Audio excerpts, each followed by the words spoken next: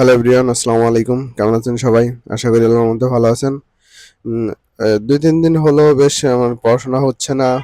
মানে গোছালো পড়াশোনা হয় নাই, অগোছালো একটু আধটু হয়েছে, কিন্তু টাইম ম্যানেজমেন্ট সাথে পড়াশোনা আসলে হয় নাই, যার কারণে আসলে খুব খারাপ লাগতেছিল।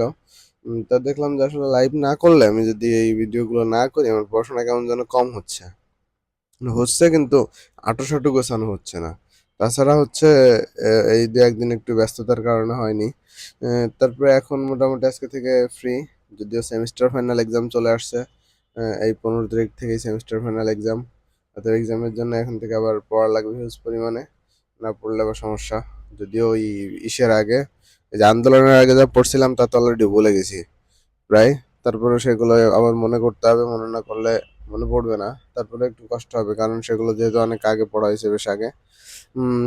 তাও পড়তে হবে, পড়লে মনে পড়বে অবশ্য, আশা করি। তো এখন হচ্ছে প্রথমত দুইটা মিলাই পড়াশোনা করব, যেহেতু আমার হচ্ছে ফোকাসটা এদিকে।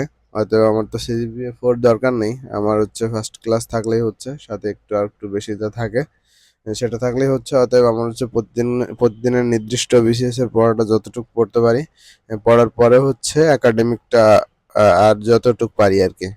উম, এভাবে আর কি পড়বো। তা সেক্ষেত্রে হচ্ছে আর একটু যা পড়া তো আছেই। আর আজকে হচ্ছে 13 তারিখ। দেখেন আমার এই যে 2-1 দিন মিস গেছে। আজকে হচ্ছে 13 তারিখ। 13 তারিখের আমার টাইমটা লিখে ফেলবো। আর যারা নতুন আছেন তাদের জন্য এই যে ফার্স্টেই একটা আদর্শ একটা প্রিলি বুক লিস্ট সেটা দেখালাম। এটা দেখেন, এটা স্ক্রিনশট নিয়ে রাখতে পারেন। হ্যাঁ, এই বুক লিস্টটা হচ্ছে আপনারা যদি ফলো করেন তাহলে আপনাদের অনেক টাইম বেঁচে যাবে। মানে ভাবনা চিন্তা লাগবে না যে কোনটা কিনবো না কোনটা কিনবো, কোনটা নিব না কোনটা নিব।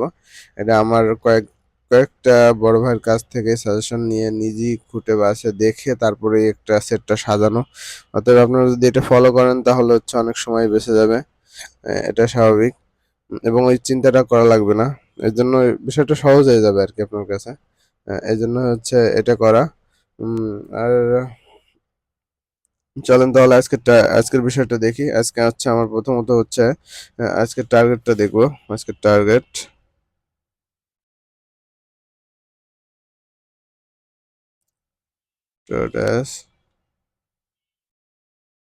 টার্গেট আজকের টার্গেট ধরেন যে আমি এখন বইনে বসলাম হচ্ছে 8:47 বাজে। 8:47 বাজে, তার মানে আমি 9টা থেকে পড়া শুরু করতে পারবো। তাহলে ধরেন 9টা থেকে আজকে হচ্ছে 9টা থেকে 3টা। 9টা থেকে আমি 3টা পর্যন্ত একটানা পড়বো আজকে। 9, 10, 11, 12, 8, 3, 6 সেকেন্ড। আজকে 6 ঘন্টা একটা না, মানে এর ভিতর আমি আর উঠবোই না, চেষ্টা করব। এরপরে যাই হচ্ছে 3টায় খাওয়া গোসল করা, তারপর টিউশন বা যা কিছু আছে সেখানে যেতে হবে। এরপরে হচ্ছে ধরেন উম, 3টা থেকে 7-8টায় এসে বসতে পারবো বই নিয়ে। 8টায় এসে বসতে পারবো। 8টা থেকে ধরেন যে আজকের দিন তো 12টায় শেষ। আজকের দিন 12টায় শেষ, 12টা পর্যন্ত 4। আর এর মাঝে এখানে টিউশন এবং এখানের ফাঁকে একটু পড়া হবে, সেটা হচ্ছে ধরেন যে 3টা থেকে 8টা না, 3টা থেকে 8টা, 5 5 ঘন্টা। 5 ঘন্টার মধ্যে আমার এখানে একটা পড়া একটু হবে। অনেক সময় যে দেখা গেলে টিউশনির ফাঁকে লাইব্রেরিতে বা সেমিনারে, ক্যাম্পাসের পাশেই তো, ওইদিকে একটু হয়, দেখা গেলো গ্যাপ থাকলে সেই গ্যাপগুলোতে হয় পড়া। সেক্ষেত্রে ধরেন যে এখানে পড়া হবে, 2 ঘন্টা পড়া হবে। আমার মোট হচ্ছে আজকের টার্গেটটা হচ্ছে, টাইম টার্গেটটা হচ্ছে 7 2 8, 8 আর 4 12, 12 ঘন্টা। হচ্ছে আজকের টার্গেটটা হচ্ছে 12 ঘন্টা। ঠিক আছে, দেখি ইনশাল্লাহ আজকের এই 12 ঘন্টায় পূরণ করব আশা করি। যদিও 2-3 দিন পরে বসা কতটুকু পারবো জানি না, তবে আজকে চেষ্টা করব 12 ঘন্টায় যেন 1 মিনিটও মানে আসলে কম না হয়, চেষ্টা করব। এবং এটা আসলে নিট পড়া, মানে পিওর পড়া। টেবিলে বসে থাকলাম পড়লাম না এমনটা না। টেবিলে বসে থাকলাম 10 মিনিট, 1 ঘন্টা যদি 10 মিনিট পড়াই, সেই 10 মিনিটটা লিখবো। এভাবে আসলে হিসাবটা করতে হবে। টেবিলে তো দিনভরে বসে থাকা যায়, কিন্তু দিনভরে বসে থাকলে তো হবে না। পড়াটা পড়তে হবে ঠিক কতটুক হলো আমার 1 ঘন্টার মধ্যে আমার পিওর ভাবে পড়াটা হলো কতটুক, সেই টাইমটুকু হচ্ছে আসলে লিখতে হবে। টাইম ম্যানেজমেন্ট সিস্টেমটায় চলে যায়।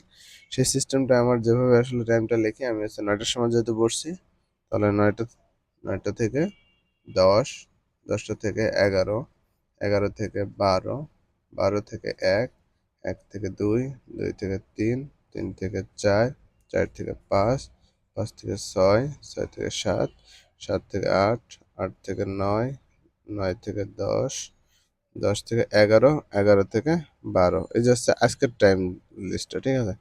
এখন দেখেন এইভাবে আমি টাইম লিস্টটা লিখি কেন জানেন? কারণ ঘন্টা বেসিস যখন ধরে ধরে আপনি পড়বেন তখন আসলে পড়াটা একটু ভালো হবে, ঠিক আছে? মানে তখন মনে হবে কিরে 1 ঘন্টার মধ্যে যদি পড়া না হয়, তখন মনে হবে যে কিরে 1 ঘন্টার মধ্যে আমার একটু পড়া হলো না, বিষয়টা কেমন হয়ে গেল না। আবার ধরেন যে ওই 1 ঘন্টা বেসিস যখন পড়বেন তখন আপনার ফোকাসটা ভালো থাকে, ঠিক আছে?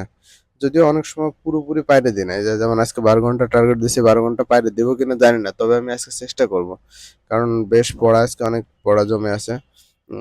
সাথে একাডেমিকও হিউজ পড়া রয়েছে, পরবর্তীতে যে সেমিস্টার ফাইনাল, সাথে এই পড়াও বেশ খানিকটা পড়তে হবে বিসিএস এর। অতএব দুইটাকে মিক্স করে যখন পড়বো তখন ধরেন যে এখানে 6 6 12 ঘন্টা আমাকে তো পড়তেই হবে, অথবা 7 5 12 আমাকে ভালো একটু আউট মানে ফিডব্যাক বা আউটপুট দিতে হবে। এখন একটু পড়তে হবে ওইভাবে, না হলে আসলে হবে না। এটা হচ্ছে টার্গেট আমার, আজকে 12 ঘন্টা টার্গেট। টাইম ম্যানেজমেন্টে যে লিখে ফেলাইছি, আপনাদেরকে রাত্রে জানাবো যে আসলে কতটুকু পারলাম। আর সেই সাথে যারা এভাবে পড়তেছেন রেগুলারিটি মেনটেন করে, তারা জানাতে পারেন যে কেমন কি দেখি পড়া হচ্ছে, কমেন্টে জানাতে পারেন কেমন কি দেখি পড়তেছেন, এভাবে টার্গেট দিচ্ছেন কিনা দেখেন, টার্গেট ফিক্সড করেন। আসলে এভাবে টার্গেট ফিক্সড না করলে আসলে পড়া হয় না। প্রথম বিষয় হচ্ছে এভাবে টার্গেট ফিক্সড করবেন, দ্বিতীয় বিষয় হচ্ছে এভাবে টাইম লিখবেন এবং টাইমে লিখবেন। ধরেন যে 9টা থেকে 10টা আমি 30 মিনিট পড়তে পারছি, আর 30 মিনিট পড়া হয়নি, আমি কিন্তু টেবিলে বসেছিলাম, অতএব আমি এখানে লিখবো 30 মিনিট। কেন 30 মিনিট লিখবো? কারণ আমি টেবিলে ঠিকই 1 ঘন্টা বসেছিলাম, কিন্তু আমি পড়ছি কিন্তু অনলি 30 মিনিট বা 20 মিনিট বা 40 মিনিট। আর যদি 1 ঘন্টায় টানা পড়তে পারি, তাহলে হচ্ছে এখানে 1 ঘন্টা লিখতে হবে, মানে 55 মিনিট পর্যন্ত গেলে 1 ঘন্টা লিখতে পারেন। কারণ 1 ঘন্টার মধ্যে 5 মিনিট বিরতিকে 1 ঘন্টা ধরা হয়, ঠিক আছে? মানে 1 ঘন্টা লিখতে পারেন ওটা। অতএব ওইভাবে হচ্ছে পড়তে হবে। দেখেন, বিষয়টা খেয়াল করেন, এভাবে যদি টার্গেট সেট না করেন, টাইম ম্যানেজ না করেন, আসলে পড়া সেরকম একটা হয় না, ঠিক আছে? দেখবেন খেয়াল করে, মানে পড়ার যে কতটুকু কি হচ্ছে না হচ্ছে এটা আসলে বুঝতে পারবেন না। অতএব এই জন্য এই বিষয়টা করতে পারেন। আর এই যে আবারও যারা নতুনরা আছেন, তারা এই প্রিলি বুক লিস্টটা দেখে নিতে পারেন।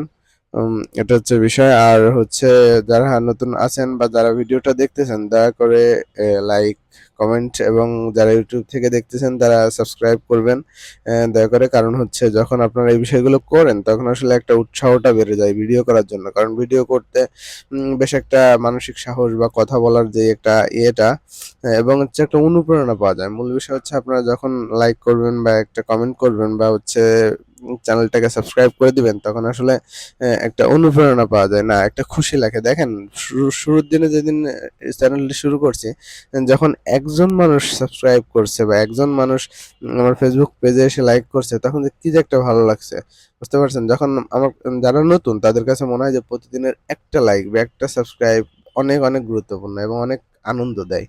মানে পরের দিন উঠে ভিডিও করার জন্য একটা আগ্রহ চলে আসে।